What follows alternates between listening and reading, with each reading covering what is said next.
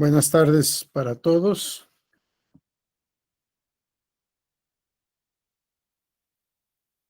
Si no tienen inconveniente, prendemos cámaras.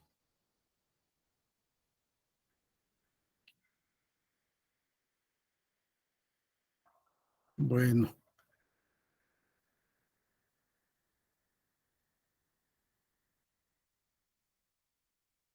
Me gustaría ver a los que estamos, pero si no son visibles o no tienen la determinación, aunque acuérdense que una de las reglas de los cursos de la Escuela Judicial Electoral es prender la cámara, tener la cámara en funciones. Entre otras cosas, por un principio de reciprocidad. Ya vi aquí el mensaje de Salma, que no puede prender la cámara, pero procuremos que todos los que puedan sí la mantengan abierta. Es probable que se tome la determinación de empezar a negar el acceso a quienes no prendan la cámara, porque no tenemos la certeza de que efectivamente detrás de la pantalla haya un ser humano escuchando la plática, o bien, si solo es el registro de asistencia, y hasta ahí se acaba la participación. Bueno, vamos a continuar con la sesión que iniciamos ayer. ¿Alguien tiene alguna pregunta, algún comentario, alguna duda?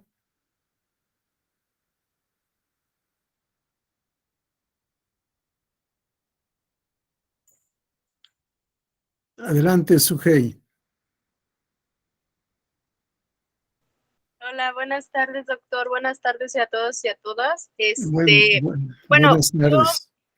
La única pregunta que me quedó sería si la calificación de las pruebas se puede dar en cualquier momento o puede darse más de una vez dentro de un proceso, porque, por ejemplo, ayer nos comentaba que en algunos casos pues pudieran calificarse quizá al inicio o ya cuando la sentencia, bueno, es que esa parte todavía no me queda muy clara, pero sí la pregunta sería enfocada en ese sentido, si la calificación puede darse en cualquier momento de el proceso o si se puede dar más de una vez. Correcto. Vamos, ayúdame, Jirel, a ubicar la lámina, la diapositiva, en donde hago una clasificación. Está después del rubro calificación de pruebas. Hay un cuadro amarillo, un cuadro azul, en donde hablo de prueba imposible, prueba posible, admisible, inadmisible. Por favor. Está después de donde habíamos dicho que íbamos a empezar.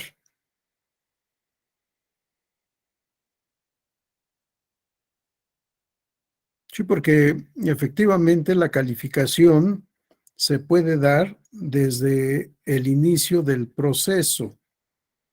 Se puede dar en el transcurso del proceso y se puede dar al final de la etapa de instrucción y al final en la etapa de sentencia. Gracias, Yerel. Acuérdense lo que les había dicho. No he podido todavía discriminar, separar temas y creo que son inseparables, cuando menos calificación y clasificación. Valoración, no hay ningún problema, porque la valoración se hace hasta el momento de la sentencia y ahí puede darse la calificación y la valoración. ¿Se puede calificar más de una vez? Por supuesto que sí. ¿Se puede calificar en distintos momentos? Sí, o la respuesta debería de ser: se debe calificar en distintos momentos según sea la finalidad de la calificación. Por eso hice esta presentación de pruebas admisibles e inadmisibles, posibles e imposibles, oportunas y extemporáneas, sobrevenientes, pertinentes o impertinentes, útiles o inútiles, lícitas o ilícitas, y perfectas o completas e imperfectas o incompletas. En el momento, claro, debemos de tomar en cuenta distintos procesos.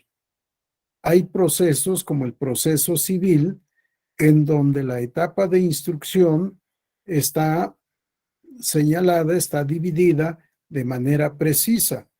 Etapa postulatoria, demanda y contestación de demanda, o en su caso, demanda, contestación de demanda, reconvención y contestación a la reconvención. Después viene la fase probatoria, la etapa probatoria que se compone de distintas fases. Habíamos dicho ofrecimiento, aportación, recepción, admisión, preparación, desahogo y valoración. Todas esas etapas forman parte de la fase probatoria. E incluso leíamos en la tesis que ayer dimos lectura de una etapa previa de anunciación. Anuncio las pruebas, todavía no las exhibo, si es que no es conforme a la ley el momento de exhibirlas con la demanda, y que es diferente en nuestra materia, la materia procesal, que en la demanda debemos hacer el ofrecimiento de pruebas y con la demanda debemos hacer la aportación de pruebas, de tal manera que no hay una etapa probatoria en el proceso electoral. Y todo esto, presentación de la demanda, aportación de pruebas, comparecencia de tercero interesado, comparecencia del coadyuvante, todo esto se da en una etapa preinstructiva. Todo esto se lleva a cabo ante la responsable, autoridad, partido político u otro sujeto de derecho. De tal manera que nosotros no tenemos precisadas las distintas etapas de la instrucción. Podemos recibir el expediente que envía la responsable, revisar y encontrar que está debidamente integrado, que no hay nada más que hacer que dictar auto de admisión o de desechamiento. Y si dictamos auto de admisión, no hay nada que hacer. Cerramos instrucción y elaboramos el proyecto de sentencia. ¿En qué momento llevamos a cabo la calificación de las pruebas en la materia electoral? En el momento en que recibimos el expediente y dictamos el auto de admisión.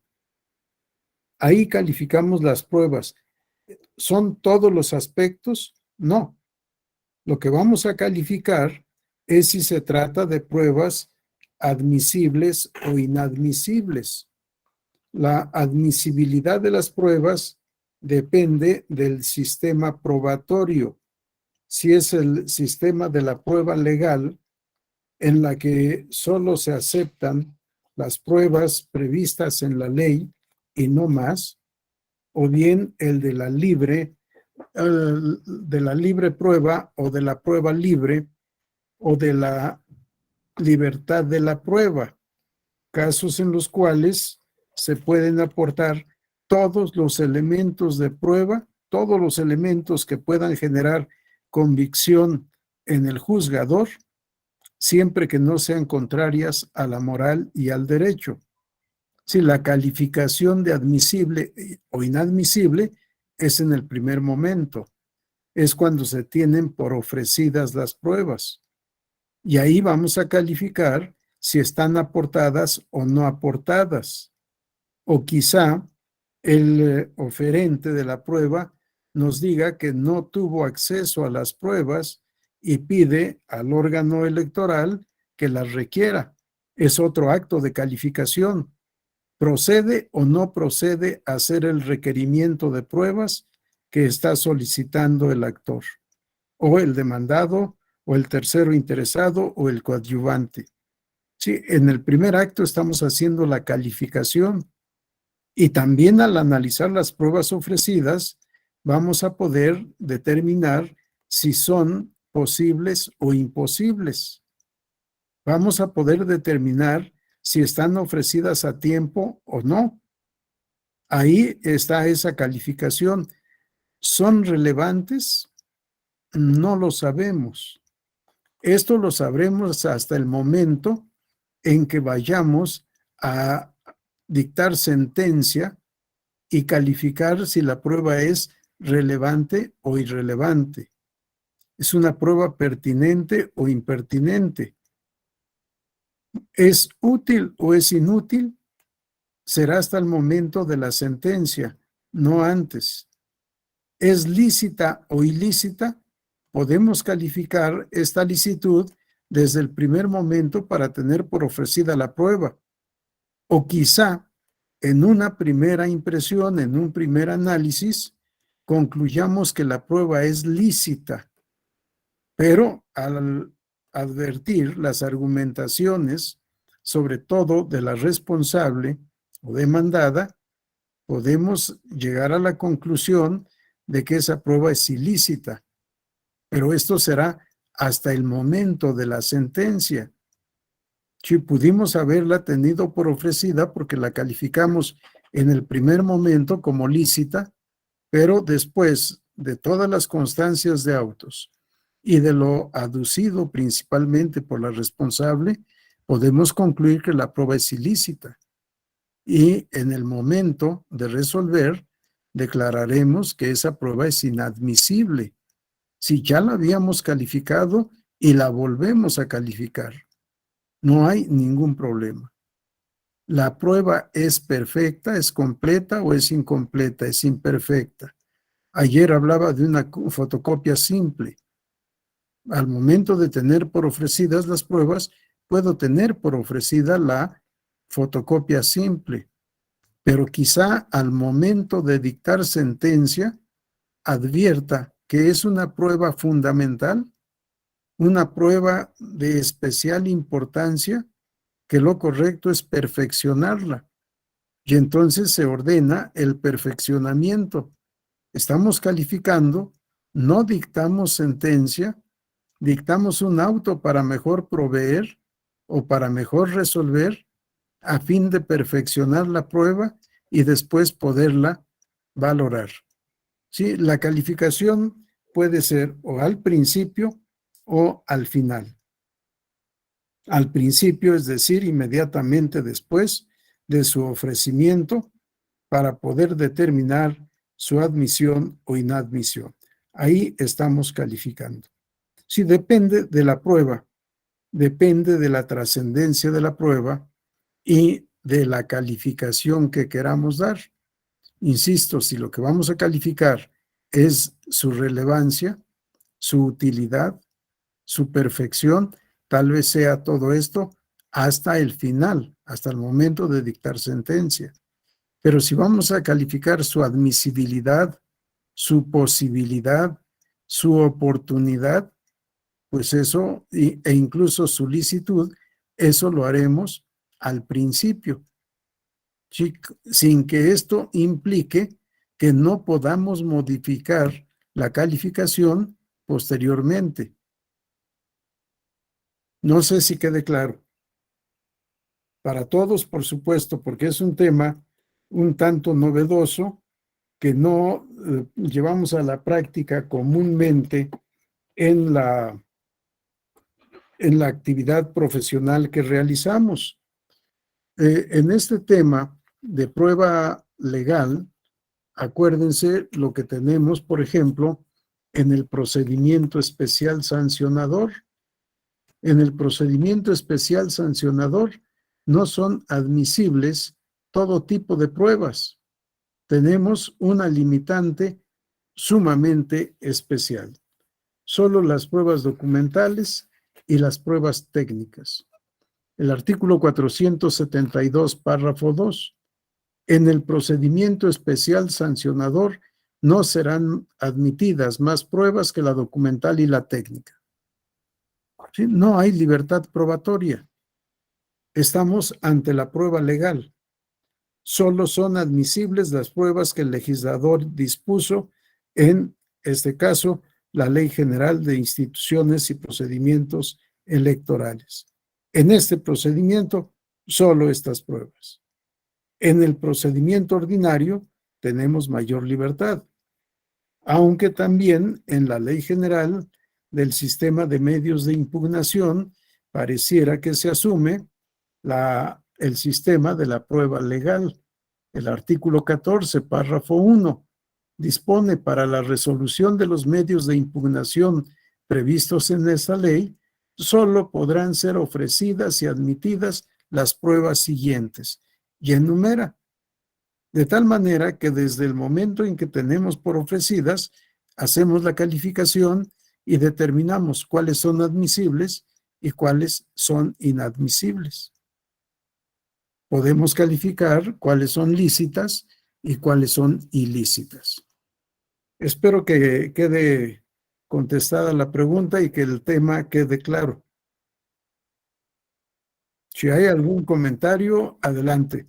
Adelante, Bulmaro. Buenas noches, doctor. Buenas noches a todas las compañeras y compañeros del diplomado. Buenas noches.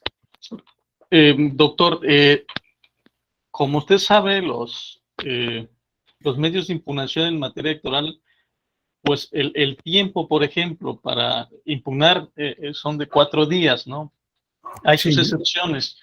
Pero en la práctica, por ejemplo, es complicado para los actores políticos que quieren impugnar, por ejemplo, en el juicio de inconformidad, reunir todas las pruebas, porque al final, pues, el medio de impugnación pues debe ir acompañado de los medios probatorios para crear convicción en el juez.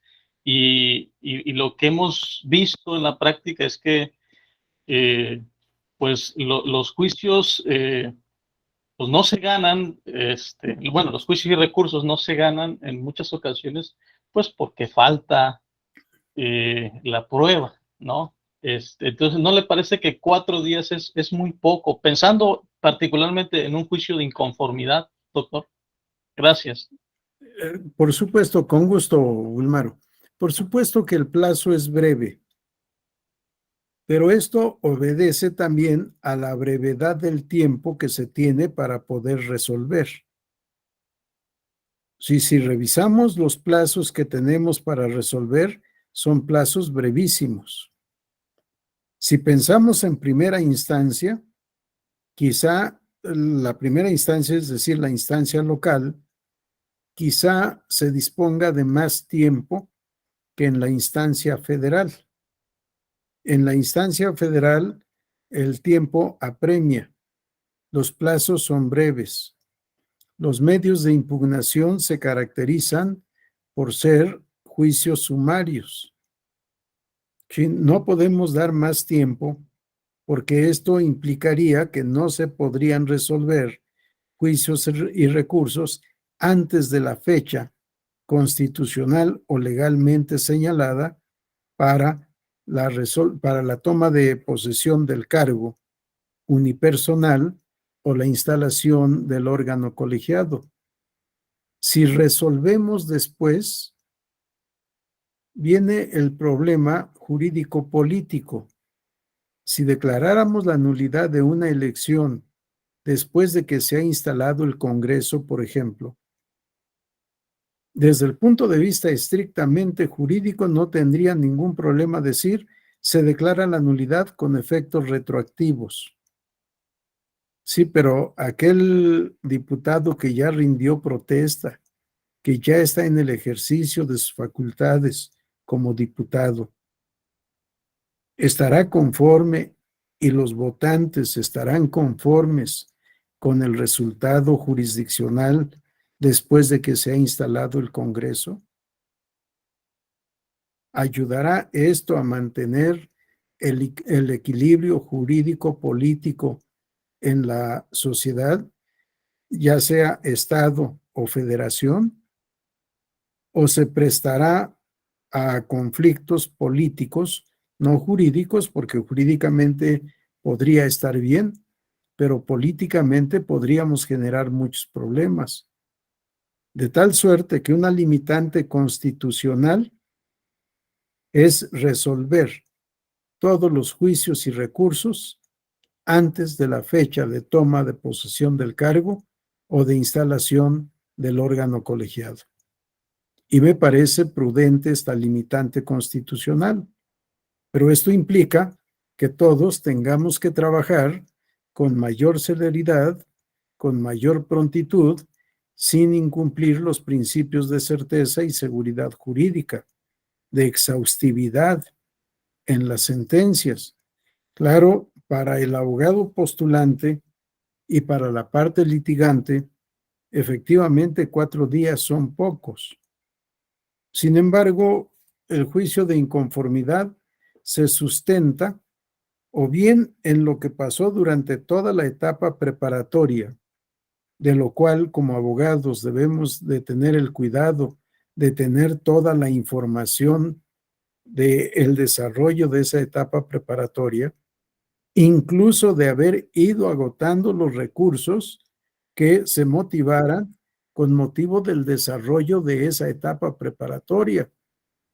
De tal suerte que cuando vayamos a impugnar la validez de la elección, solo sea por hechos acaecidos en la jornada electoral o después de la jornada electoral en el transcurso de la entrega de los paquetes electorales, en la recepción, en el resguardo de los paquetes electorales y en la sesión de cómputo correspondiente. Si somos abogados que estamos en esta materia, debemos estar pendientes minuto a minuto de lo que está sucediendo, de tal manera que vamos preconstituyendo nuestras pruebas. Le pedimos al notario que dé fe de lo que queramos que dé fe durante la jornada electoral, durante el escrutinio y cómputo, durante la elaboración de los paquetes electorales, en el transcurso entre la casilla y el consejo a donde se vayan a entregar. En fin, sí debemos tener todo debidamente registrado y debidamente probado con los elementos que el derecho nos proporciona. ¿Qué es lo que vamos a hacer en esos 4 días? Pues la argumentación y ya no toda, porque como abogados debemos estar preparados sabiendo que tenemos 4 días. Por supuesto, esto implica que el cliente, candidato o partido político haya tenido también la atingencia de haber contratado al abogado desde el momento oportuno. Y el abogado tampoco aceptar un caso que llega de momento en donde no tenemos antecedentes y en donde la posibilidad de triunfo procesal es incierto o tenemos más certeza de perder que de ganar. Sí, todo esto implica cultura jurídica. Todo esto implica gasto económico. Sí, pero ¿por qué vamos a demandar la nulidad? Este es un tema también importante, porque si no confiamos en lo que están haciendo las autoridades, pues lo que decía yo hace unos minutos, tenemos que agotar los medios de impugnación en su momento, para que después incluso podamos hacer una suma de impugnaciones y resultados para poderle decir al tribunal, esto es lo que vas a juzgar. Sí, el tema como abogado postulante no es fácil, como interesado directo, partido político o candidato, tampoco es fácil y tampoco es barato. Pero esto va a otro tema. la judicialización de la política. A mí me parece correcto que todos los temas de controversia en materia jurídico-electoral sean resueltos por el tribunal. Que el tribunal tenga la capacidad suficiente para resolver todos los medios de impugnación. Y vaya que hemos tenido épocas de muchísimas impugnaciones. Pero también debemos tener la conciencia de no tener o concientización de no impugnar todo por impugnar. Sí, como abogados, solo aceptar aquellos asuntos en los que realmente tengamos posibilidades y razones, posibilidades de triunfo y razones jurídicamente sustentables para impugnar. De lo contrario, estaríamos actuando contra la ética profesional. Sé que es difícil.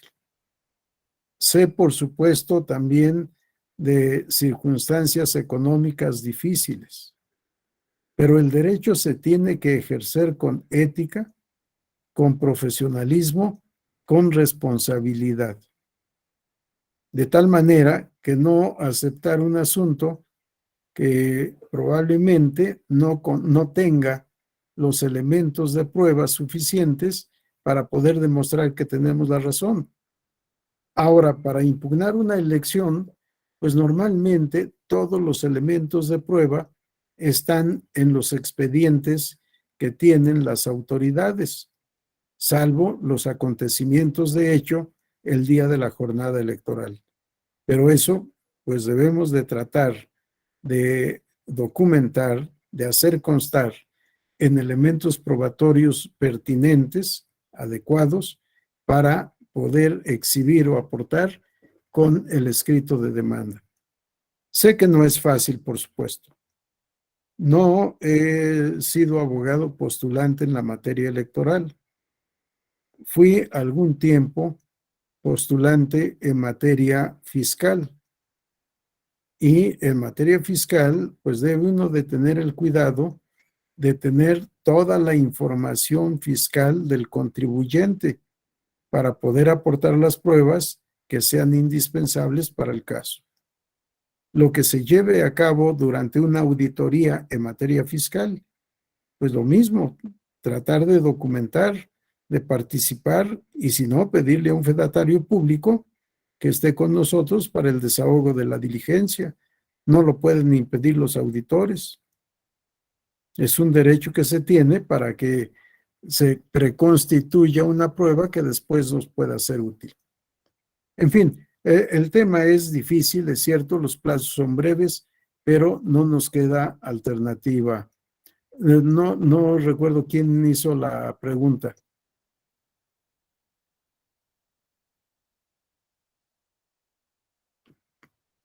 ¿Quién preguntó o se separó del grupo? ¿Quién preguntó? Bueno, yo doctor, hablaba sobre los plazos, ¿no? Sí, correcto, Bulmaro. Sí, sobre todo porque, como usted bien dice, por ejemplo, en el juicio de inconformidad, los partidos políticos pues impugnan lo que pasó en la jornada, ¿no? Muchas veces, por ejemplo, impugnan muchísimas casillas, y luego también pues en el informe circunstanciado de la autoridad electoral, pues también hay que dar respuesta casilla por casilla, como diría aquí el Claro. clásico, ¿no? Y hay que defender cada una de las casillas y no es un asunto menor. También entiendo quién va a impugnar, pero también para la autoridad electoral que tiene 72 horas para poder pues defender las casillas en su informe circunstancial. Pero gracias, doctor. Con gusto, Bulmaro. Adelante, Sujei.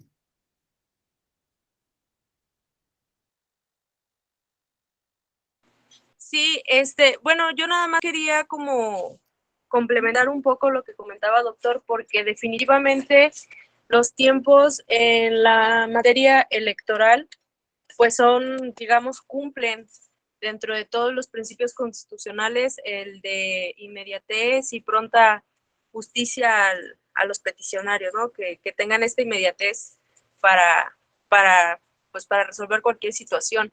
En la ocasión pasada yo hice un comentario por el cual me sentí un poco regañada, porque sí me sentí un poco regañada, cuando comentaba que, pues a mi parecer, en algunas cuestiones dentro de los partidos políticos falta la profesionalización de algunos abogados que trabajan para estos grupos o estos partidos.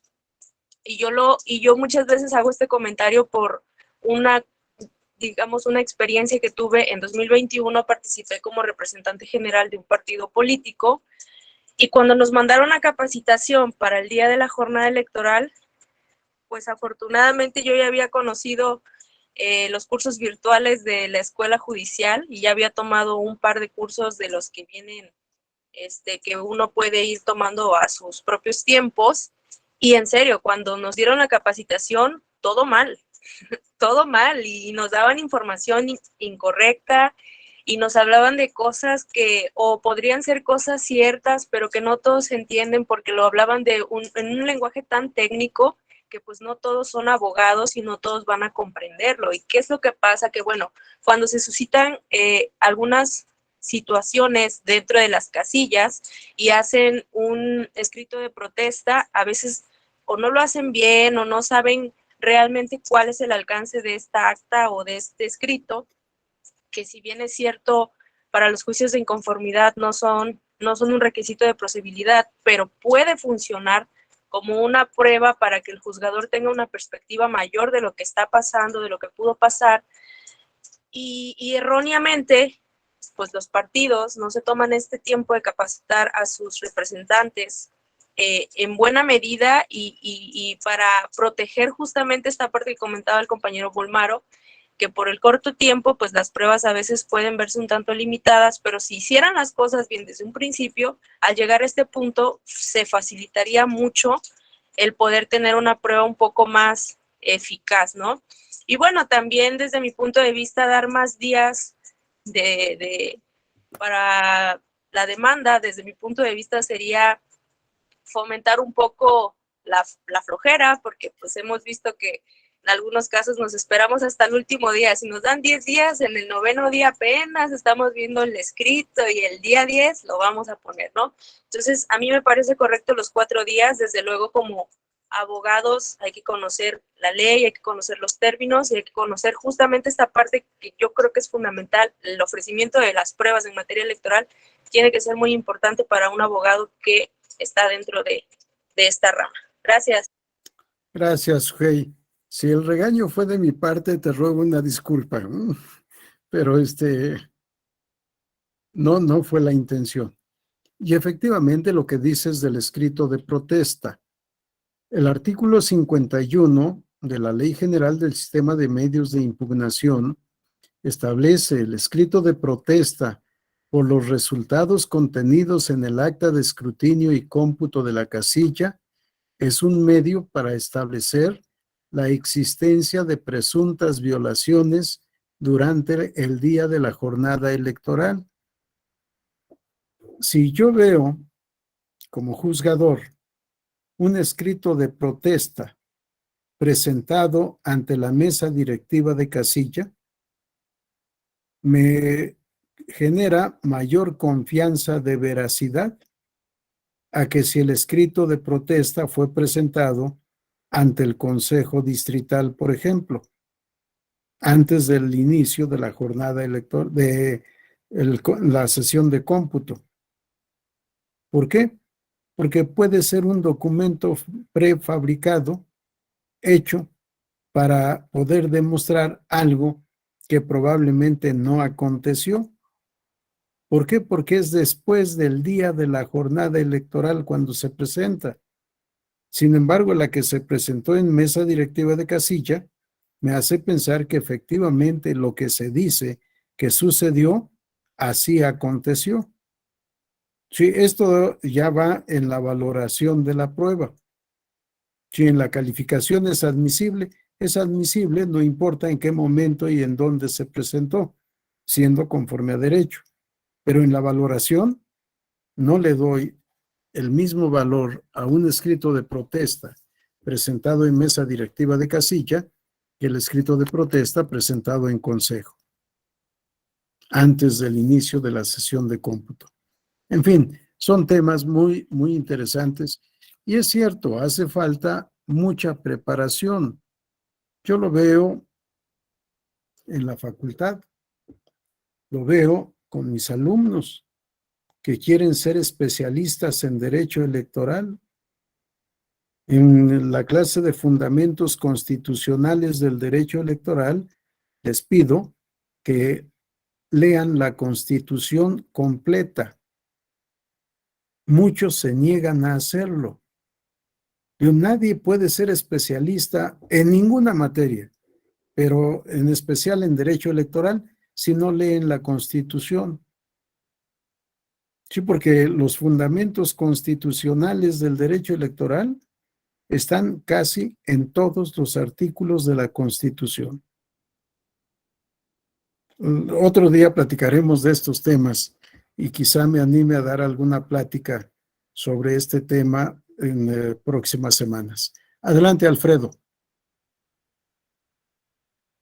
Gracias, doctor. Buenas tardes. Buenas tardes. Bueno, en relación a este tipo de pruebas, quiero hacer el siguiente comentario, sobre todo conocer su opinión. Sí. La elección de Tamaulipas, que creo mañana se discute ahí en la sala superior, donde se habla pues de la nulidad de la elección, o eso es lo que pretende un partido político, que se anule la elección, porque el partido ganador pues tuvo aparentemente hay vínculos con el crimen organizado o tuvo financiamiento ilegal. Sin embargo, todo esto se desprende de las pruebas de una entrevista periodística o una investigación periodística, pero considero yo, doctor, por eso quiero su opinión, si hay financiamiento ilícito, pues habría que haber concluido la auditoría por parte del INE y que eso se ofrezca como prueba. En términos de ley, pues no creo que lo hayan ofrecido durante los 4 días siguientes a que impugnaron. ¿Cómo acreditar este tipo de situaciones ante un juicio donde se pretende la nulidad de una elección y que se deriva, doctor, de pues una investigación periodística? Entiendo que la parte política está haciendo mucha presión, pero en la parte jurídica, que es lo que nos atañe, ¿cómo se probaría, o al menos que el juzgador acepte como prueba nada más la investigación periodística? No sé si nos pudiera dar su opinión, doctor. Bueno, del caso concreto, y perdóname, ¿tu nombre es Israel o Isarel? Alfredo Israel. Israel, es que en la pantalla aparece como Isarel. Ahorita lo corrijo, doctor. Por curiosidad, tocas un tema sumamente complejo, Alfredo. Y esto ha sido también motivo de críticas. No sé cómo vaya a resolver la sala este tema. Yo diré lo que me consta como juzgador y como auxiliar de los juzgadores. En el año 2000 tuvimos un caso sumamente importante de financiamiento ilícito, el de Pemex para el candidato del Partido Revolucionario Institucional. Yo era secretario, no votaba, por supuesto. No estuve de acuerdo con la conclusión. Para mí faltó un eslabón sumamente importante. El sindicato de trabajadores de petróleos mexicanos le entrega a funcionarios del Partido Revolucionario Institucional en bolsas negras, parece que todo en efectivo, que fueron 500,000 pesos o algo así por el estilo. Se demuestra la entrega, se demuestra la recepción e incluso cómo salen estos funcionarios en las camionetas donde subieron las bolsas con dinero. Y hasta ahí las pruebas. Yo como juez no podría sancionar al partido. ¿Cómo sé que ese dinero llegó al partido? ¿Y cómo sé que el partido utilizó ese dinero para financiar la campaña.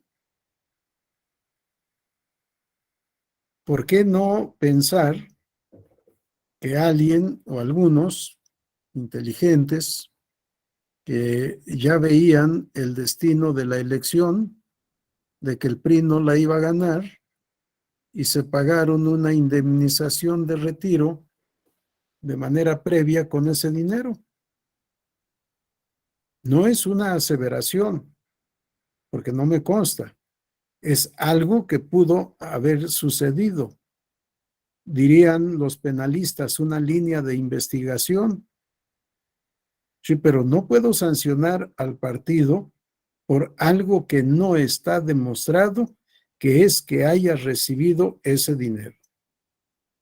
Y en todo caso, si se recibió y se destinó al financiamiento de la campaña del candidato a presidente de la República, pues pensar si era o no procedente declarar la nulidad de la elección. Claro, estoy hablando del año 2000.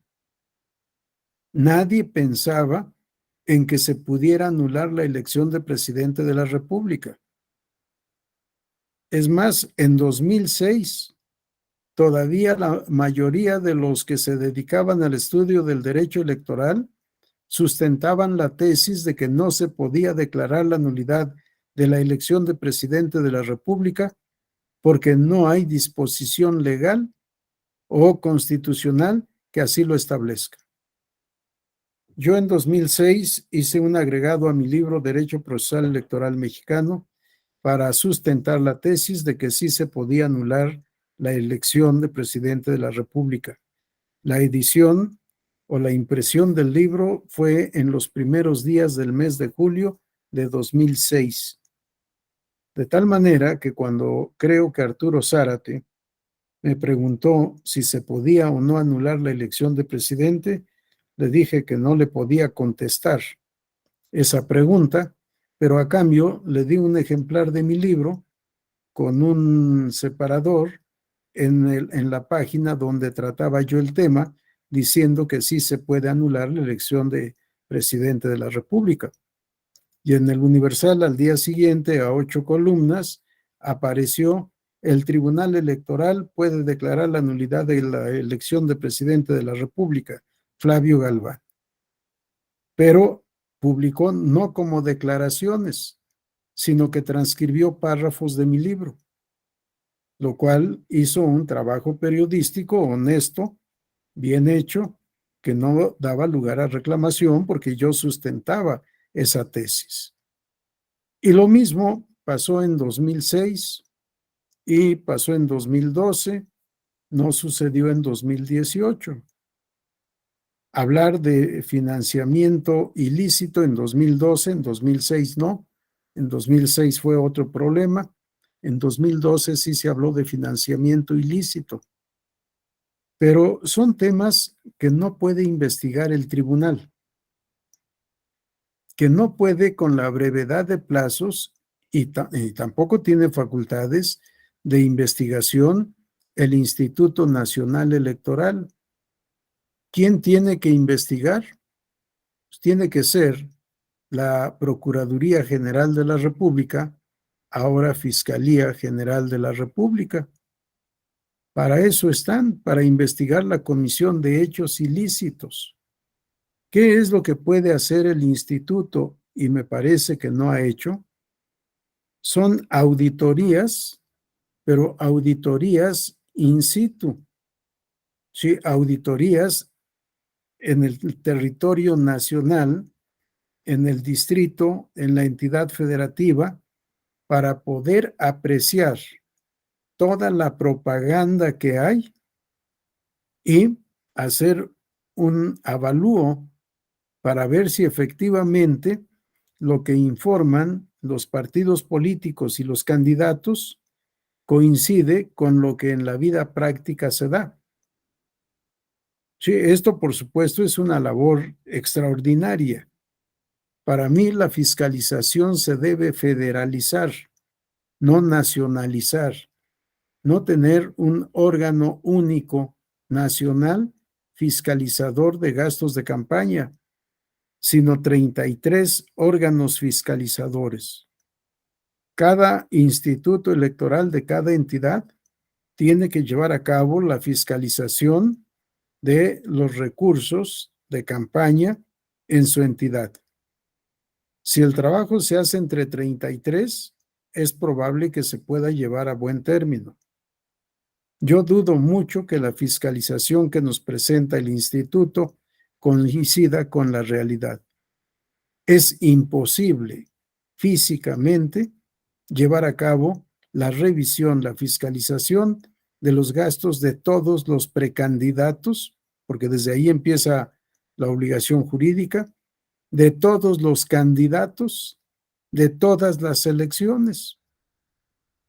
En fin, pero el tema, para mí, no es tema que esté en el ámbito de competencia del tribunal ni del instituto. Sí, lo que diga un investigador periodístico, para mí, merece todo el respeto como información periodística, pero no puede ser prueba para resolver un juicio, como puede ser este de la validez o nulidad de la elección de gobernador en Tamaulipas. En mi opinión, por supuesto, es una opinión académica, una opinión de alguien que ha estado en esta materia, que ha tenido la alta responsabilidad de presidir al tribunal y de haber sido magistrado de este tribunal, de su sala superior, por 10 años. Respeto lo que digan los magistrados al momento de resolver, que probablemente sea el día de mañana. El juez es el único responsable de la valoración y calificación de pruebas. ¿Esta prueba es admisible? ¿Esta prueba es suficiente? ¿Esta prueba es útil? ¿O es una prueba que no se puede tomar como una prueba perfecta? En fin, sí, depende de la sala lo que vaya a calificar. Si para mí en lo personal no sería fundamento ni prueba idónea para llegar a una convicción, con todo respeto al trabajo profesional que haya llevado a cabo el periodista. Porque acuérdense, decíamos, la prueba es interpretación. El tribunal interpreta la prueba. Aquí estaríamos ante una prueba indirecta. El periodista vio el financiamiento. Sí, porque ahí le tendríamos que dar crédito. Él vio cómo se entregó dinero al partido o al candidato. Sí, porque aquí están los temas que veíamos de prueba directa e indirecta. Sí, prueba directa cuando la prueba, según las dos tendencias que vimos, cuando la prueba es prueba del hecho. Por ejemplo, el testigo presencial, decíamos, nos narra cómo apreció los hechos, pero fíjense nada más, cómo apreció los hechos y cómo los narra. Los otros testigos, ¿qué es lo que dicen? ¿Y qué es lo que tenemos en los otros elementos de prueba? Si el periodista estuvo presente en el momento de entrega de dinero, pues no solo es una investigación de periodista, sino un testimonio. Habrá que ver cómo valoramos esa prueba. Y si hay otros testimonios. La tradición probatoria en el mundo, no solo en México, es que un solo testigo no hace prueba plena. Y pudiera ser un indicio, pero entonces habrá que buscar otros indicios que fortalezcan y generen convicción. Sí, el tema es interesante, pero muy, muy complejo, Alfredo. Espero haber contestado la pregunta para ti y para todos, por supuesto, porque todo esto son problemas de la prueba. Así es, sí, muchas gracias, doctor. Con gusto, Alfredo. Bien, Hemos invertido varios minutos en estos temas, pero todos están vinculados, por eso di respuesta, todos están vinculados a lo que estamos viendo. Vamos a continuar.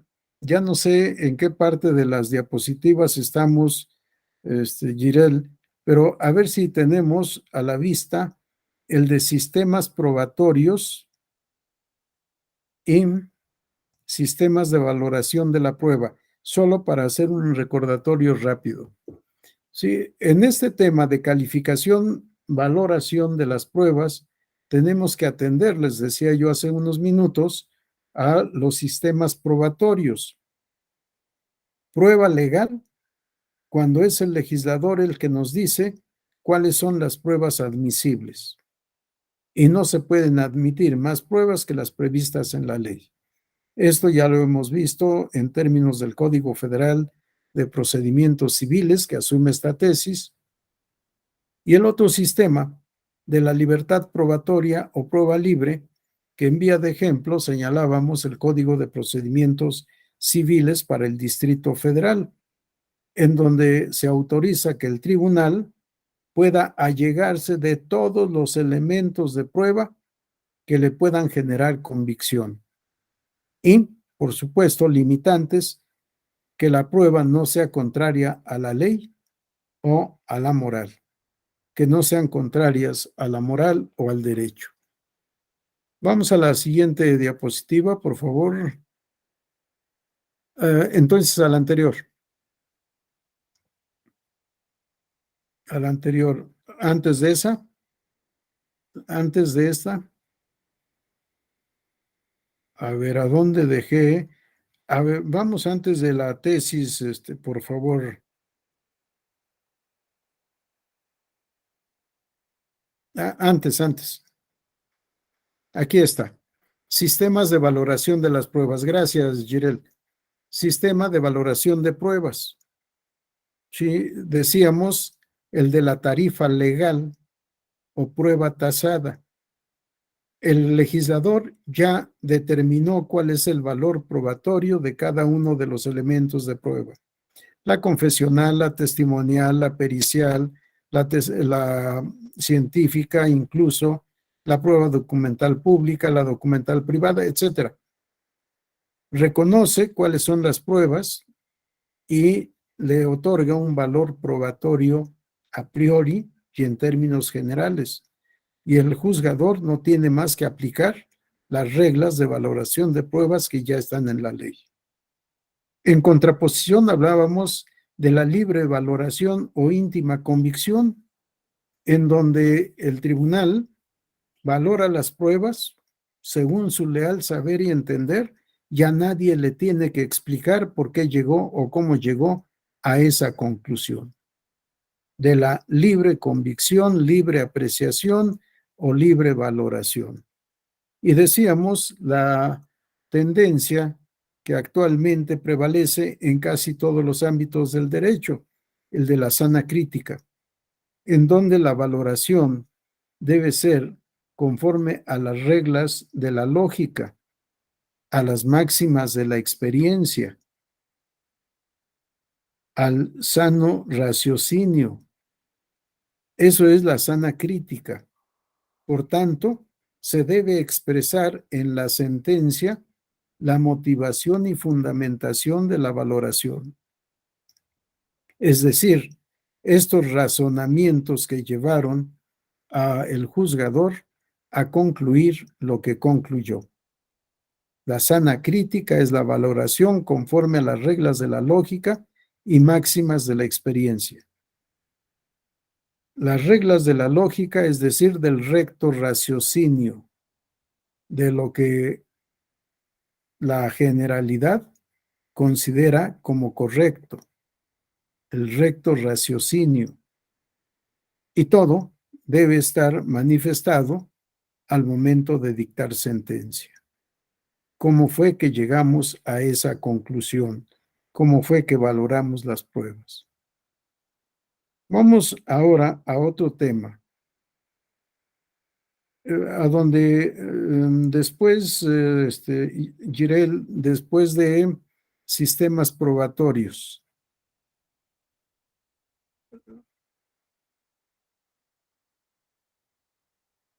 Exacto. La que sigue. La otra. Ahí.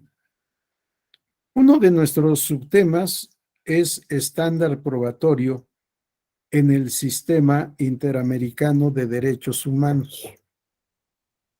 Pero creo que es necesario definir qué es un estándar probatorio, o es lo mismo que umbral probatorio, o mucho más entendible, suficiencia probatoria. ¿Qué tanto requerimos que sea probado el hecho o la veracidad de las afirmaciones sobre hechos jurídicos, habíamos dicho insistentemente? ¿Qué tanto nos convencen las pruebas sobre los hechos controvertidos? Porque ya solo estamos ante hechos controvertidos. Acuérdense que los hechos no controvertidos, los hechos reconocidos, los hechos confesados no requieren de pruebas. Los hechos notorios no requieren de pruebas. Los hechos imposibles tampoco requieren de pruebas. Solo los hechos objeto de controversia son los que requieren ser probados. ¿Qué tanto o qué tanta prueba necesitamos para estar convencidos de la veracidad? ¿Cuál es el umbral probatorio o el estándar probatorio para decir tiene razón A o tiene razón B? En esto podemos decir que no tenemos propiamente reglas, porque depende del recto raciocinio del tribunal para determinar cuándo están acreditados los hechos afirmados por alguna de las partes. Y digo alguna de las partes porque es para dictar sentencia absolutoria o sentencia condenatoria. Y no estoy hablando, por supuesto, de derecho penal, sino de cualquier rama del derecho. Acuérdense, decíamos en la demanda, el actor manifiesta una pretensión. ¿Qué es lo que quiere el actor del demandado? Aunque en nuestra materia es ¿qué quiere el actor que haga el tribunal? Pero al final de cuentas, lo que haga el tribunal se va a reflejar en el acto controvertido. Una forma de sentencia condenatoria. El actor pide la nulidad del acto. ¿Tiene razón? Declaramos anulado ese acto. O pide la revocación o la modificación y tiene razón. Declaramos la revocación o modificación del acto controvertido. Es el símil o la equivalencia a una sentencia condenatoria, una sentencia absolutoria. No tiene razón el actor, tiene razón el demandado. ¿Qué es lo que pasa en nuestra materia? No tiene razón el actor, se confirma el acto controvertido. Adelante, Sujei. Doctor, yo tengo una pregunta. Sí. Es que de acuerdo a los temas que eran para la clase de ayer y ahora, también viene el de facultades discrecionales del juzgador en la investigación.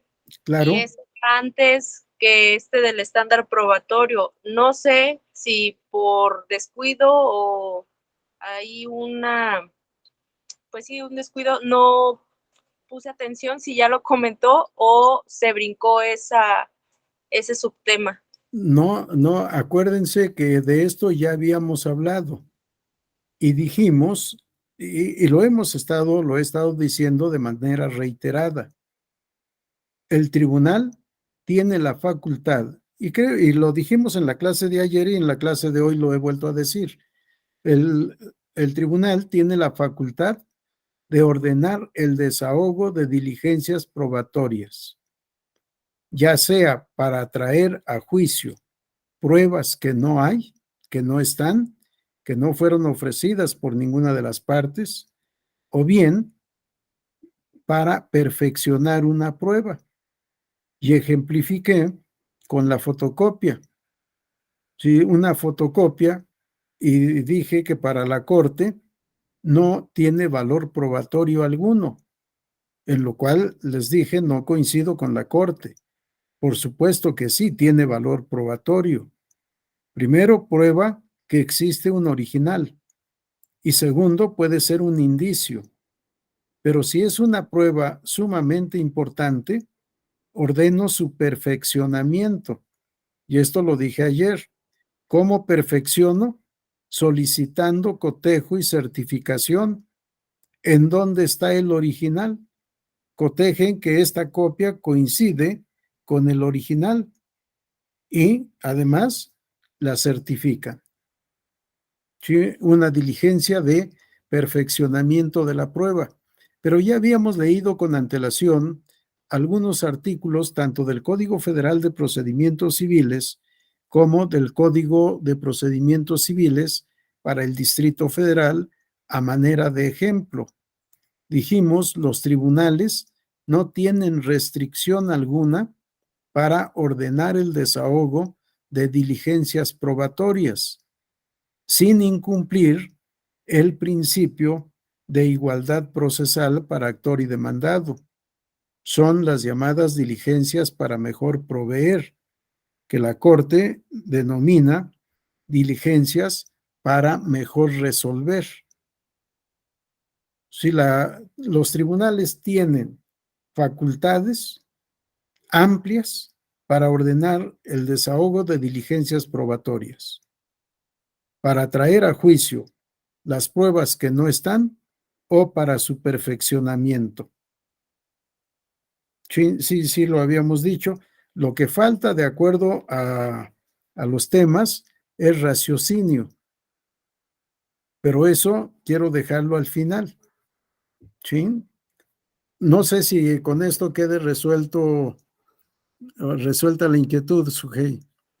Sí, inclusive varias de las cosas que nos volvió a repetir sí las tengo escritas, pero creo que la parte que no había entendido que todo eso es relacionado a este pequeño subtema. Pero sí lo tengo todo. Sí, gracias. Con gusto, Sujei.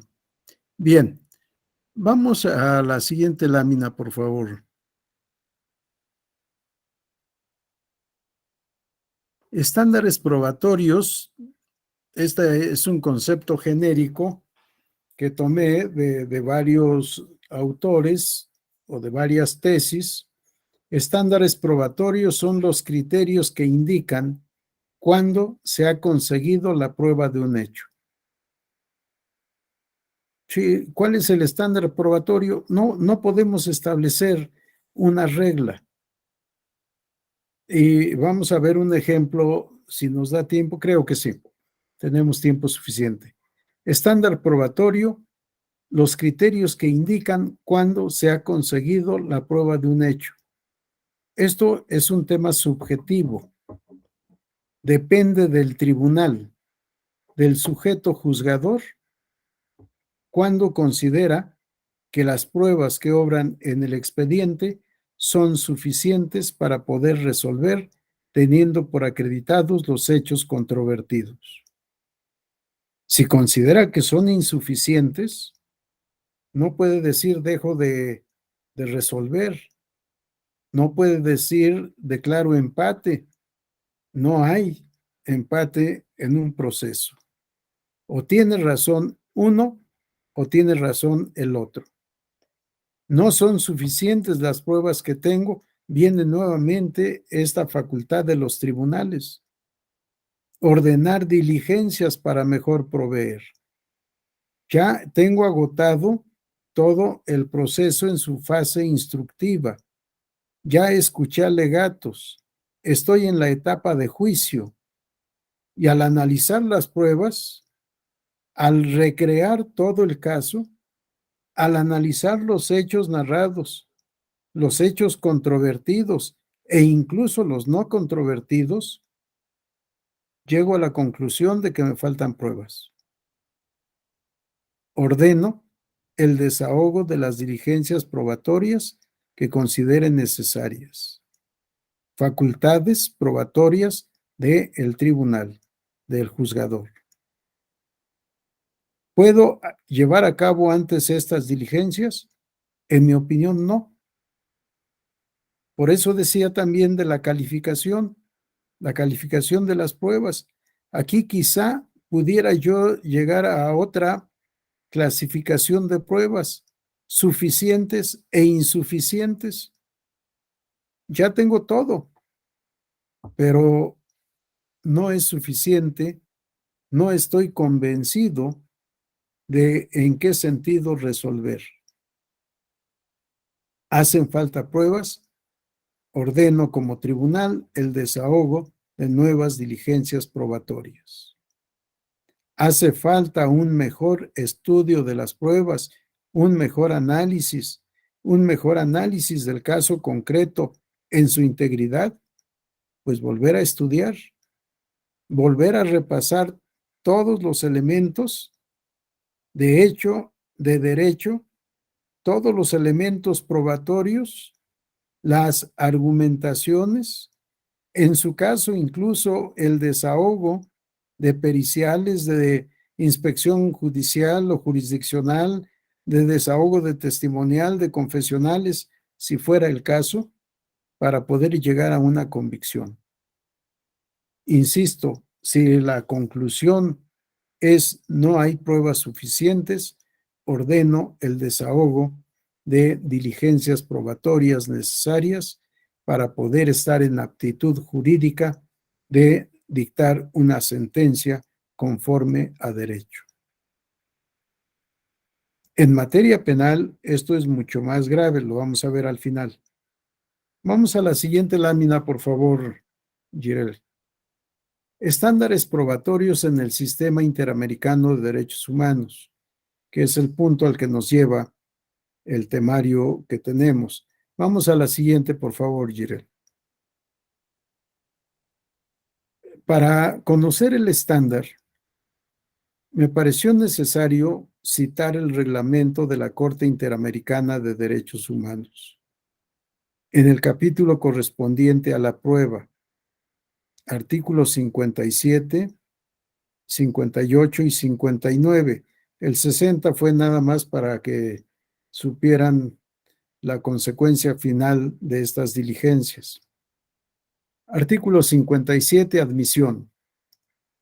Las pruebas rendidas ante la comisión, obviamente la Comisión Interamericana de Derechos Humanos, serán incorporadas al expediente siempre que hayan sido recibidas en procedimientos contradictorios, salvo que la Corte considere indispensable repetirlas.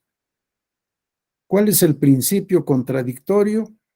La oportunidad que tienen todas las partes para poder conocer las pruebas que ofrece una parte, analizarlas y poderlas objetar, poderlas contradecir. Y en su objeción, conforme a derecho, por supuesto, la contraparte del oferente de la prueba puede decir todo lo que quiera. Insisto, conforme a derecho. Vamos a la página siguiente, por favor. 2.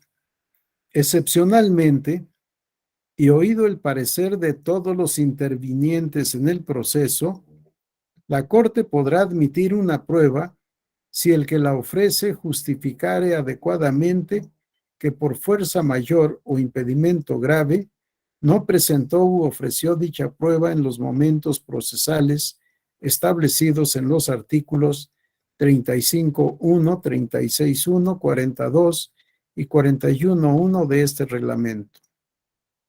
La Corte podrá, además, admitir una prueba que se refiera a un hecho ocurrido con posterioridad a los citados momentos procesales. Vean cómo las partes interesadas son el quejoso, la víctima de un hecho violatorio de derechos humanos y el Estado responsable. Deben ofrecer y aportar sus pruebas ante la Comisión Interamericana de Derechos Humanos. Ambas partes con la oportunidad suficiente de conocerlas y contradecirlas. Solo de manera excepcional la Corte podrá admitir una prueba que no haya sido ofrecida y aportada oportunamente, y hace referencia a la fuerza mayor o impedimento grave. Y veamos cómo la propia Corte, regresamos a la diapositiva anterior, Jirel, veamos cómo la propia Corte, gracias, tiene facultades para mejor proveer, que la Corte denomina para mejor resolver, salvo que la Corte considere indispensable repetirlas. Si la Corte puede ordenar la repetición de las pruebas o puede ordenar el desahogo de nuevas pruebas, admitir excepcionalmente pruebas que no fueron ofrecidas en su oportunidad. Vamos a la siguiente, por favor, Jirel. A la otra, por favor. Correcto.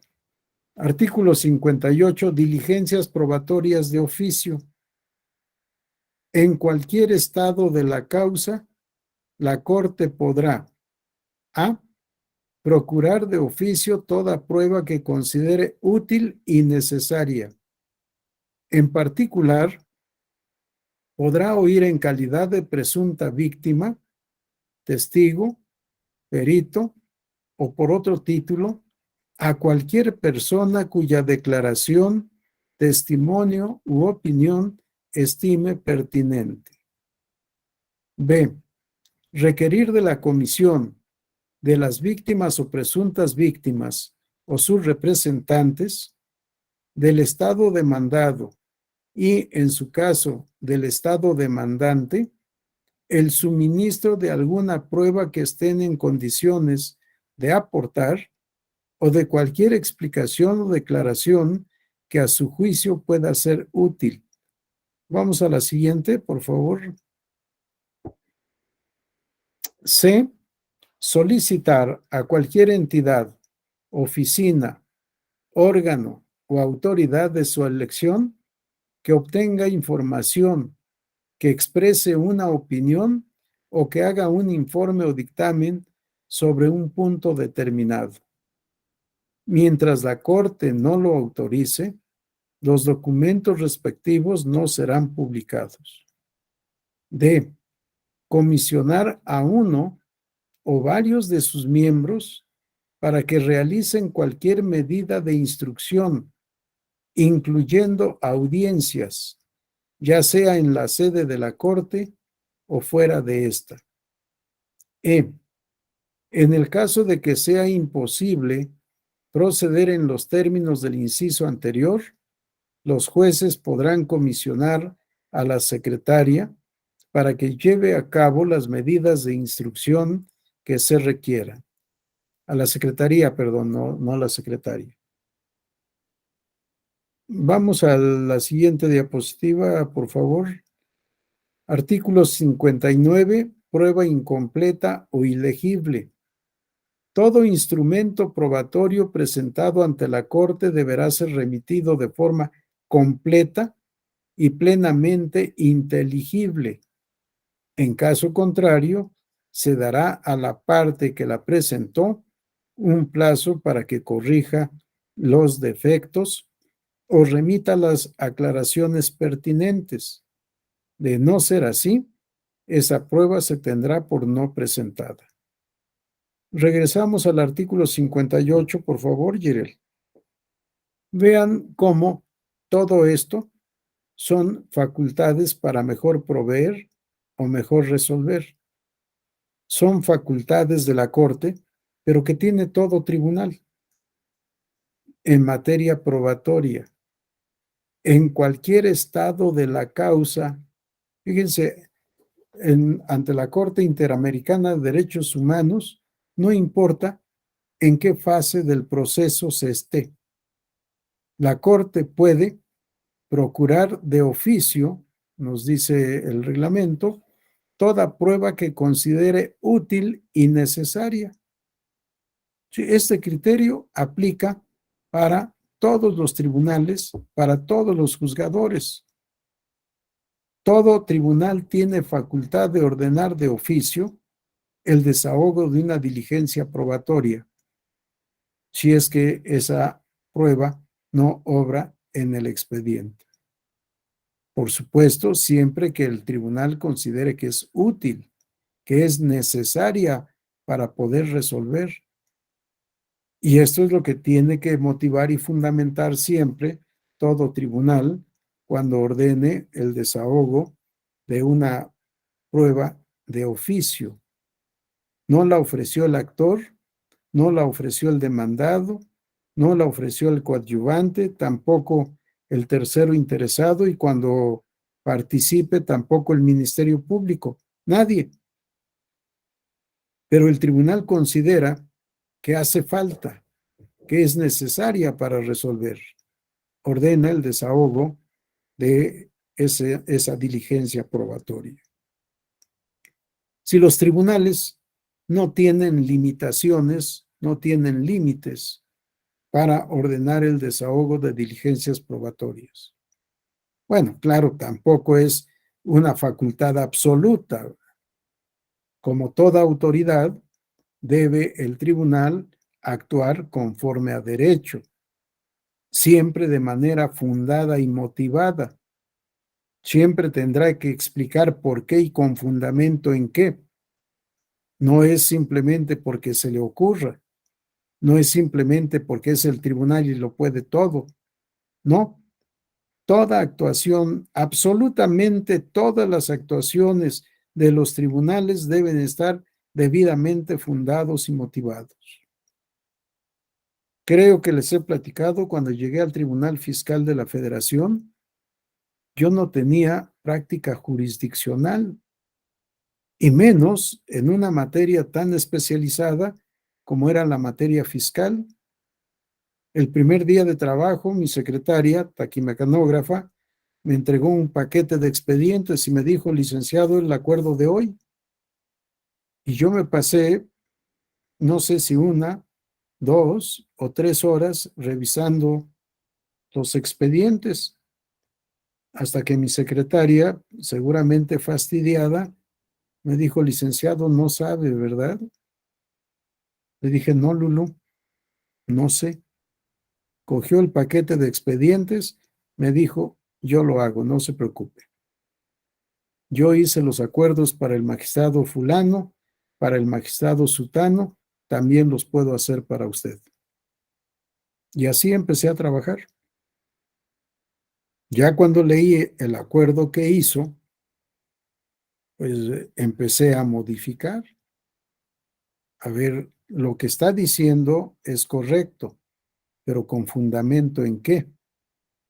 Y entonces aprendí que había que revisar la demanda, si es que era un auto admisorio, la contestación de demanda, si es que era el caso, o un escrito, una promoción en el que el interesado hacía alguna petición o alguna observación.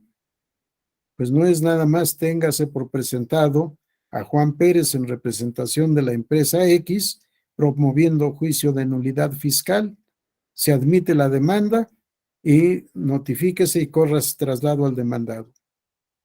Muy bien hecho.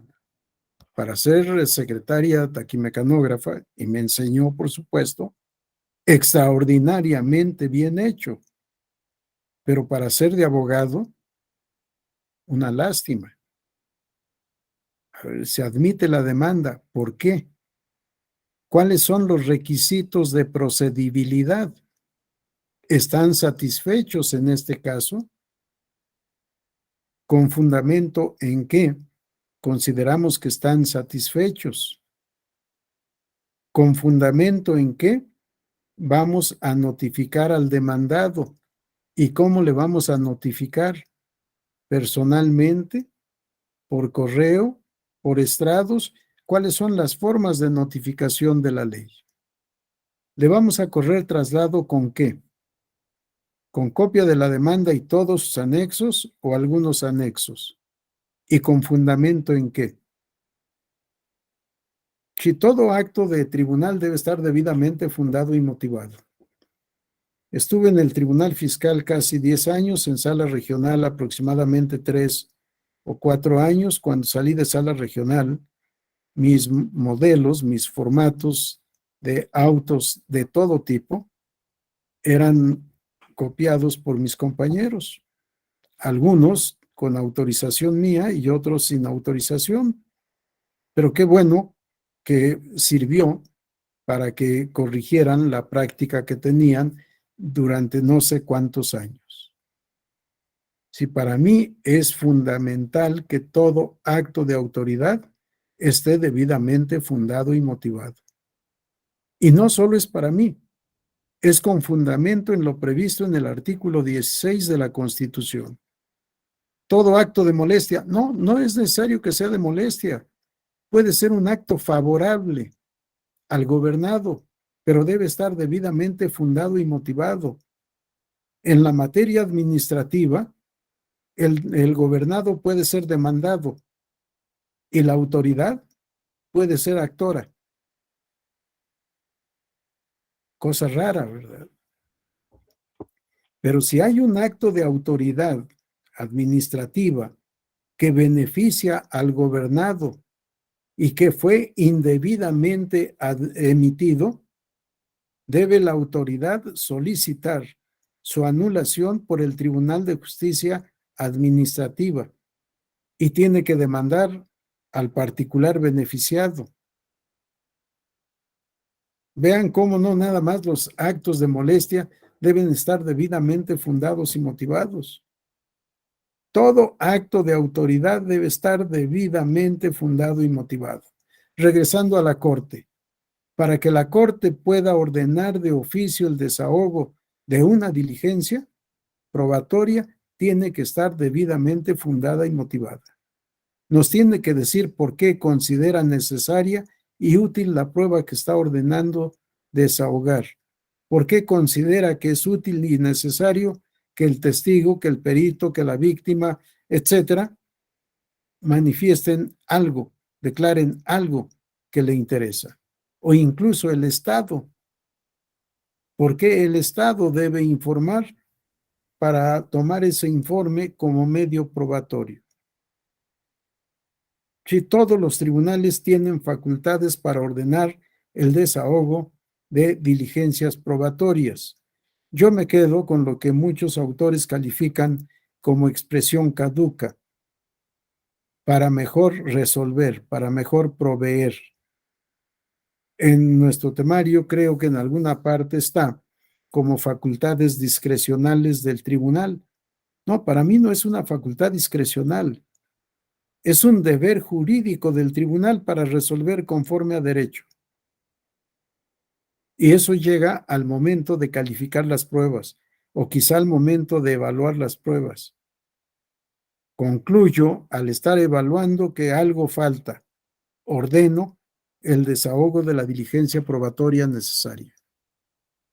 Vamos a las siguientes láminas, por favor, Yerel, y te digo en dónde nos detenemos. Bueno, nos detenemos en el artículo 60, nada más para curiosidad o para el morbo. Gastos de la prueba. Quien proponga una prueba cubrirá los gastos que ella ocasione. Sí, para que tengamos claro quién debe pagar. Y no son costas judiciales, porque no es el tribunal el que cobra por sus servicios, sino por el desahogo de diligencias probatorias. Si se piden copias certificadas, alguien que tendrá que pagar los derechos por la expedición de copias certificadas. De copias simples, lo mismo. Vamos a la siguiente, por favor, Girel. Estándar probatorio de la Corte Interamericana de Derechos Humanos. Vamos a la siguiente.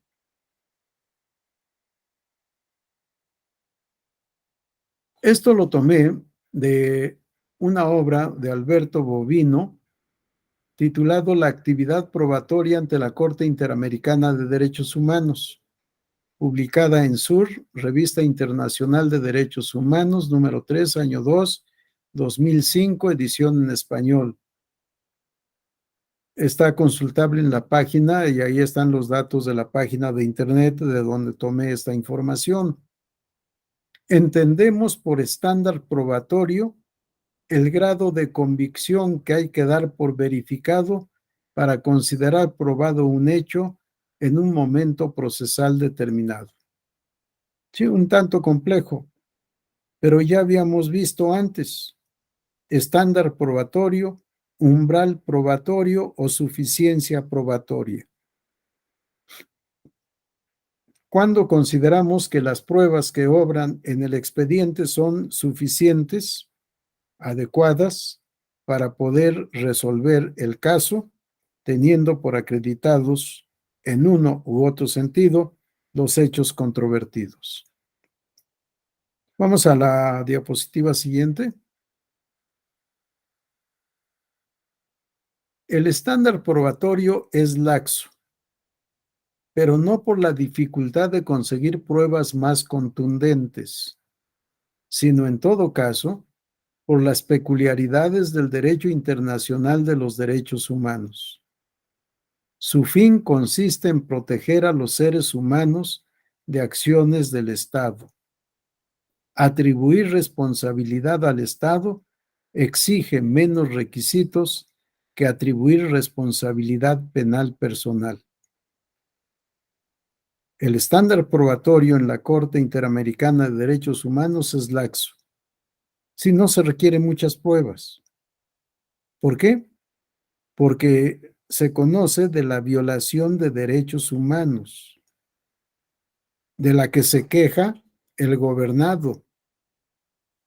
Normalmente, el que tiene las pruebas es el Estado, no el gobernado. Por tanto, partimos de la credibilidad de los hechos narrados por el gobernado, que por supuesto siempre aportará pruebas y muchas veces pruebas contundentes. Y quizá en ocasiones no aporte pruebas y tenga que ser el Estado el que aporte las pruebas. ¿De dónde va a obtener su convicción la Corte Interamericana? De las presunciones, de los indicios. Por eso nos dicen el estándar probatorio es laxo, no por la dificultad de conseguir pruebas más contundentes, sino por las peculiaridades del derecho internacional de los derechos humanos. Su fin consiste en proteger a los seres humanos de acciones del Estado. Y el Estado, por supuesto, o más que el Estado, el gobierno va a buscar siempre la forma de no dejar huella. Va a buscar siempre la forma de que no puedan las víctimas o los sucesores de las víctimas demostrar los hechos violatorios de derechos humanos. Vamos a la diapositiva siguiente, por favor, Girel.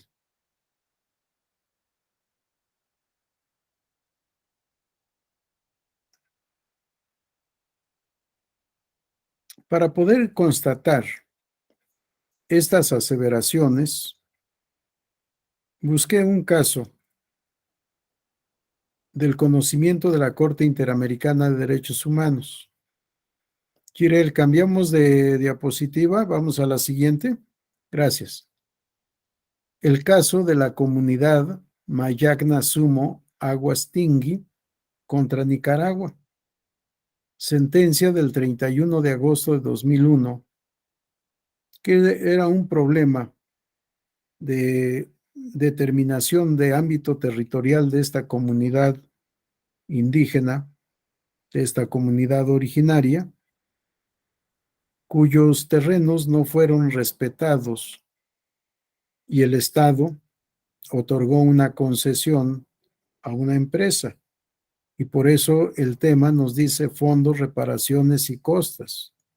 Reparar el daño ocasionado, resolver el fondo y además condenar al pago de costas. Vamos a la siguiente, por favor. Aquí lo que hice fue, para el efecto de nuestra sesión, copiar el texto de este párrafo 87 de la sentencia que citamos en la diapositiva anterior. Dado que el objeto de la prueba es demostrar la veracidad de los hechos alegados, sí, siempre va a ser este el tema. Demostrar la veracidad de las afirmaciones sobre los hechos controvertidos. Nos dice la Corte, resulta de suma importancia establecer los criterios que utiliza un Tribunal Internacional de Derechos Humanos en la valoración de los elementos de convicción. Sí, nos dice la Corte, resulta de suma importancia establecer el estándar probatorio que utiliza esta Corte Interamericana de Derechos Humanos. Criterios que utiliza un tribunal en la valoración de los elementos de convicción. Vamos a la siguiente, por favor. El párrafo 89. Con el fin de obtener el mayor número posible de pruebas, este tribunal ha sido muy flexible en la admisión y valoración de las mismas. Sí, el autor consultado nos dijo el estándar es laxo, no es estricto. Y aquí nos dice la Corte lo mismo. Con el fin de obtener el mayor número posible de pruebas, este tribunal ha sido muy flexible en la admisión y valoración de las mismas. Y ya habíamos leído los artículos 57, 58 y 59 de su reglamento, que da sustento a esta práctica y a esta aseveración. De acuerdo con las reglas de la lógica y con base en la experiencia.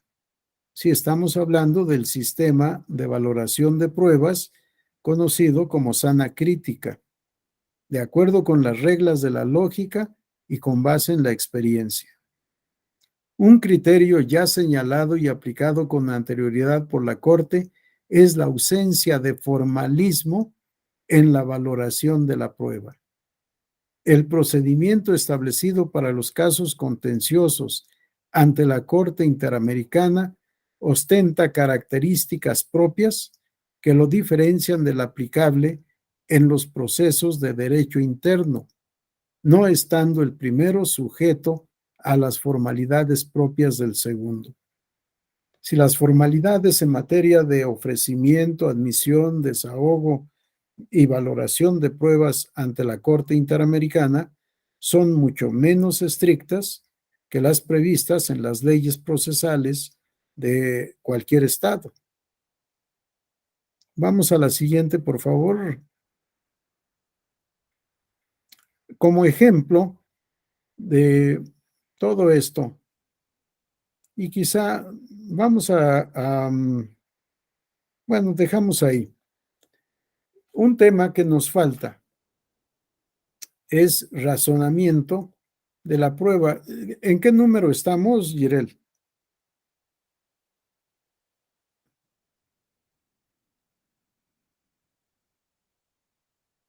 A ver si Jirel nos puede contestarnos.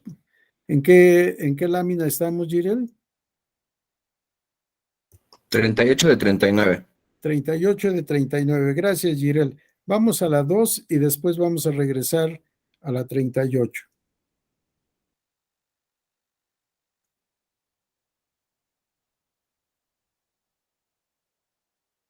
O a la 1 después de la carátula. Vean aquí un tema, razonamiento probatorio. Justificación de la prueba, ya lo hemos dicho, demostrar la veracidad de las afirmaciones sobre los hechos controvertidos. Razonamiento probatorio y argumento probatorio. Podemos regresar a la 38. ¿Quién hace razonamiento probatorio? Pregunta para que me ayuden a contestarla. ¿Quién hace el razonamiento probatorio?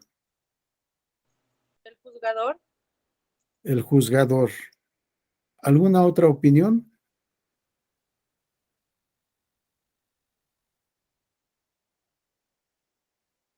¿Ya no tenemos opiniones? Todas las partes en el juicio. Todas las partes en el juicio y el juzgador. Aquí hablaríamos de sujetos del derecho probatorio o sujetos del procedimiento probatorio. El razonamiento probatorio y la argumentación probatoria la tienen que hacer todos. Actor, demandado, tercero interesado, coadyuvante, en su caso Ministerio Público y en su oportunidad el juzgador. Y vean un ejemplo en la materia electoral. Al establecer las reglas comunes al procedimiento administrativo sancionador, reglas comunes del ordinario y del especial. En el artículo 400, artículo 461, párrafo 2, el legislador estableció: las pruebas deberán ofrecerse en el primer escrito que presenten las partes en el procedimiento, expresando con toda claridad cuál es el hecho o hechos que se tratan de acreditar, así como las razones por las que se estima que demostrarán las afirmaciones vertidas. Así como las razones por las que se estima que demostrarán las afirmaciones vertidas. ¿Sí? El razonamiento probatorio y la argumentación probatoria la tienen que hacer todos. En su oportunidad, el tribunal o juzgador. Y vean también a manera de ejemplo el artículo 291 del Código de Procedimientos Civiles para el Distrito Federal. Leo: las pruebas deben ofrecerse expresando con toda claridad cuál es el hecho o hechos que se tratan de demostrar con las mismas, así como las razones por los que el oferente estima que demostrarán sus afirmaciones, declarando en su caso, en los términos anteriores, el nombre y domicilio del testigo y peritos y pidiendo la citación de la contraparte para absolver posiciones, si a juicio del tribunal las pruebas ofrecidas no cumplen, etc. Lo que me interesa es esta parte. Las pruebas deben ofrecerse expresando con toda claridad cuál es el hecho o hechos que se tratan de demostrar con las mismas, así como las razones por las que el oferente estima que demostrarán sus afirmaciones. Sí, las razones. Y el mismo derecho o carga procesal, como se dice tradicionalmente, que tiene el actor, tiene el demandado. Y por supuesto el coadyuvante y el tercero interesado, todo oferente de prueba, tiene que argumentar por qué considera que con esa prueba se puede demostrar el hecho controvertido X. Y volviendo al tema de estándares de la prueba, me pareció interesante la cita del Código Nacional de Procedimientos Penales en su artículo 359 con el rubro valoración de la prueba. Vamos a la diapositiva siguiente, Giriel. Este es el texto del artículo. El Tribunal de Enjuiciamiento valorará de manera libre y lógica, deberá hacer referencia en la motivación que realice de todas las pruebas desahogadas, incluso de aquellas que se hayan desestimado, indicando las razones que se tuvieron para hacerlo. La motivación permitirá la expresión del razonamiento utilizado para alcanzar las conclusiones contenidas en la resolución jurisdiccional. Solo se podrá condenar al acusado si se llega a la convicción de su culpabilidad más allá de toda duda razonable. En caso de duda razonable, el Tribunal de Enjuiciamiento absolverá al imputado. Claro, estamos en materia penal, en donde no debe haber duda alguna de que el procesado es el responsable del delito por el cual se le procesa y por tanto que debe ser sentenciado como responsable por la comisión de ese delito. Ante la duda, absolver. Que este es un principio general del derecho. Pero veamos cómo aquí el estándar probatorio es altísimo. El Tribunal de Enjuiciamiento valorará la prueba de manera libre y lógica, sana crítica. Deberá hacer referencia en la motivación que realice de todas las pruebas desahogadas. ¿Se acuerdan que les decía yo de las útiles y de las inútiles, de las admitidas y de las rechazadas o no admitidas? Dice, deberá hacer referencia en la motivación que realice de todas las pruebas desahogadas, incluso de aquellas que se hayan desestimado, es decir, las que no sean útiles para resolver. ¿Por qué no son útiles para resolver? ¿O por qué no son admitidas? O habiendo sido admitidas no se tomen en cuenta, indicando las razones que tuvieron para hacerla. Razones, argumentación jurídica, motivación y fundamentación. La motivación permitirá la expresión del razonamiento utilizado para alcanzar las conclusiones contenidas en la resolución jurisdiccional. Una motivación cuidadosa, pero no solo es motivación y fundamentación. La mayoría de los autores actuales se olvidan un tanto de la palabra fundamentación y se quedan únicamente con la palabra motivación. Pero no es suficiente. La motivación está vinculada a los hechos, la fundamentación a las normas jurídicas aplicables al caso concreto, con independencia de que esas normas jurídicas estén en la Constitución, en las leyes, pudiera ser en algún reglamento, en los usos, la costumbre, la jurisprudencia, los tratados internacionales tuteladores de derechos humanos o en los principios generales del derecho. Pero siempre debe haber motivación y fundamentación. Pero esta parte que es subrayado o destacado con negritas, solo se podrá condenar al acusado si se llega a la convicción de su culpabilidad más allá de toda duda razonable.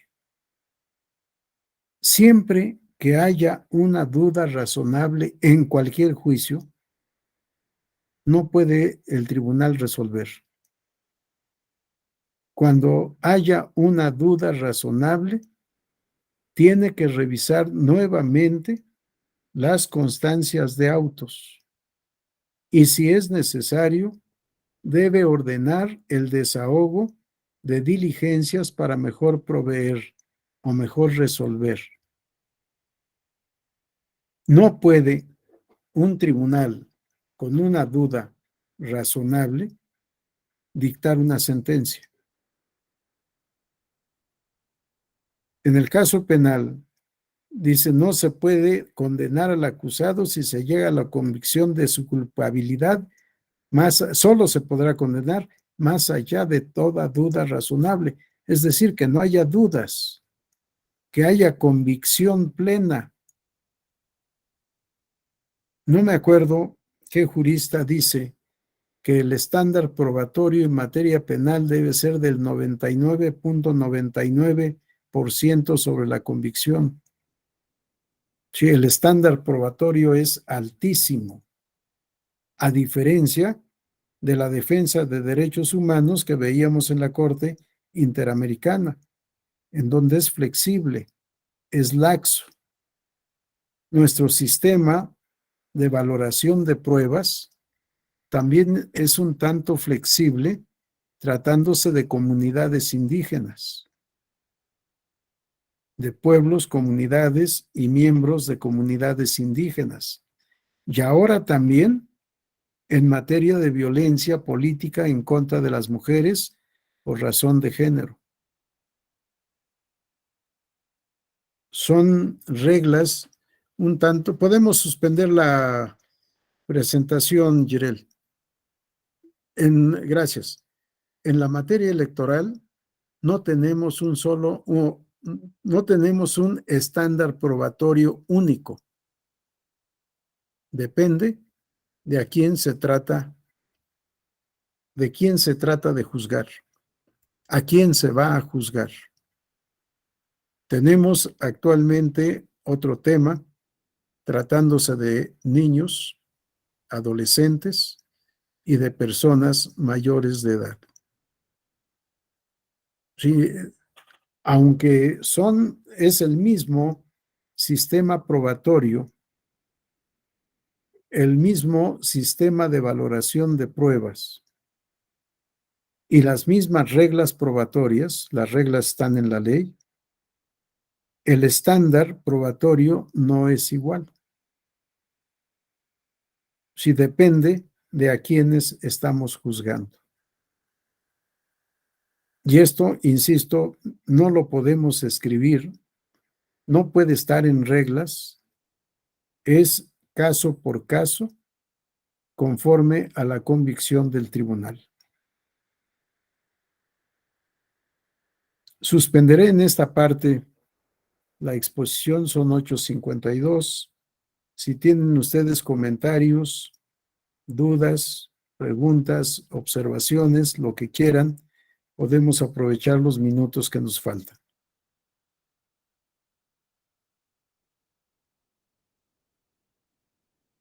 Anímense a hablar. No son temas fáciles, me queda claro. Muchos quizás sean temas novedosos.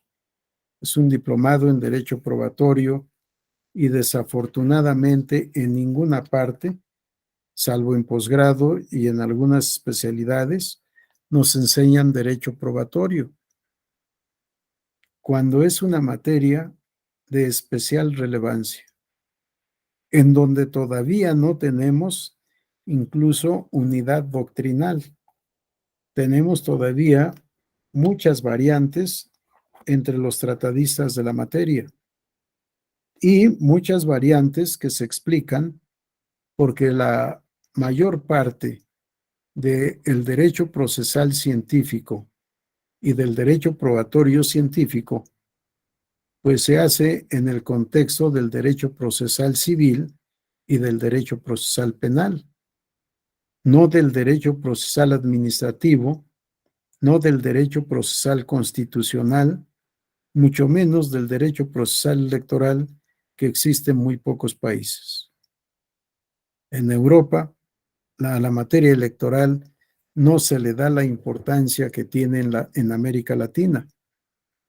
Y en América Latina, no en todos los países, se le da esta importancia. No en todos los países de América Latina hay un tribunal electoral diferenciado de su instituto electoral.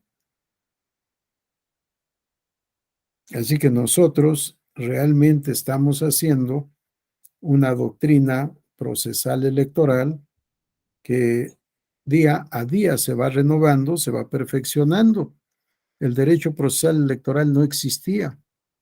Yo empecé a hablar de derecho procesal electoral en 1992, cuando por primera vez di una conferencia en algo que llamamos curso de alta especialización electoral, y hablé de la teoría y práctica de la sentencia. Y un maestro respetable, Rodolfo Terraza Salgado, me dijo: teacher, vas a hablar de algo que no existe. En materia electoral no hay sentencias. Lo que dictamos son resoluciones. Apréndetelo.